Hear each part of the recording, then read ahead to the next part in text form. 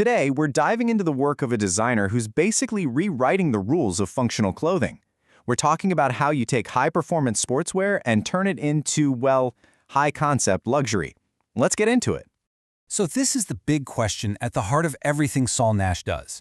Can sportswear be a smart object? And look, we're not talking about tech here. No wires, no sensors, none of that. We mean smart as in filled with memory, with culture, with real artistic intention. To really get it, we're going to step inside his mind. You'll see how he answers that question with the huge yes, by treating function not as some kind of endpoint, but as the starting point for creating actual art. You know, every great artist or creator, they have a code, right? A philosophy that drives everything they do. Well, for Saul Nash, it all kicks off with these core principles that just totally challenge what we even think sportswear is. I want you to literally imagine these rules pinned up on his studio wall. This isn't just some abstract concept. Nope. This is the actual blueprint for every single garment he creates. It's the why behind the what. Okay, this one rule is super telling. The static man is cut with stillness. So what does that even mean, right? Well, it means the clothes have to look just as sharp, just as intentional when you're standing perfectly still as they do when you're moving. It's about designing for both the pause and the action.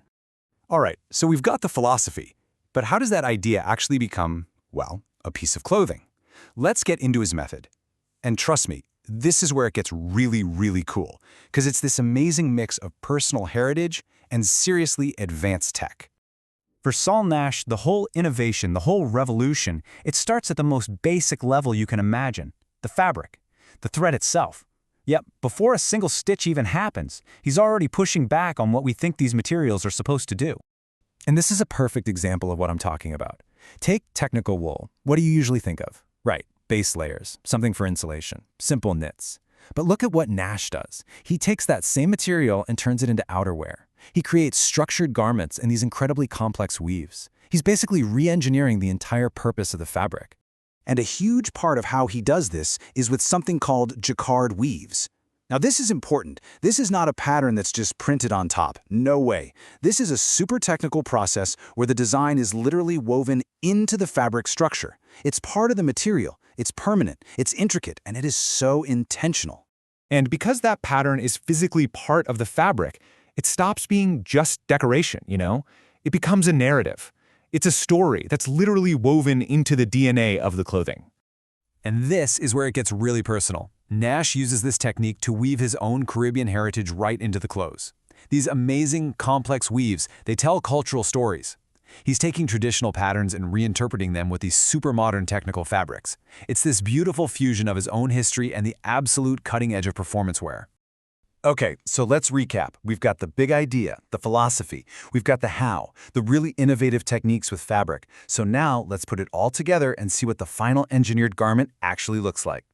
This basically breaks down the whole Saul Nash process. You start with the principle, right? That core rule, like designing for stillness and motion. Then comes the process, weaving his heritage into technical wool. And that leads to the final product, a garment where the story isn't just on it, it's in it. It's engineered into its very construction. In this quote just sums it all up perfectly. Function meets the unnecessary. Now, unnecessary might sound like a bad thing, but it's not at all. The unnecessary is the art. It's the story. It's the heritage. It's that gorgeous extra layer that takes something purely functional and makes it luxury. And that brings us full circle, right back to that first question we asked. This is how sportswear becomes a smart object. Again, not with tech, but by being filled with these deeply human things, memory, heritage, pure intention. The garment itself kind of remembers. It remembers a culture, and it has a purpose that goes way beyond just, helping you run faster. So I'll leave you with this to think about. What happens when the clothes we wear for performance also perform as a piece of art? I mean, what does that do to our relationship with them?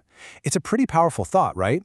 It suggests that every move you make could be part of a bigger story. Suddenly, just getting dressed in the morning isn't just getting dressed. It's a real form of expression.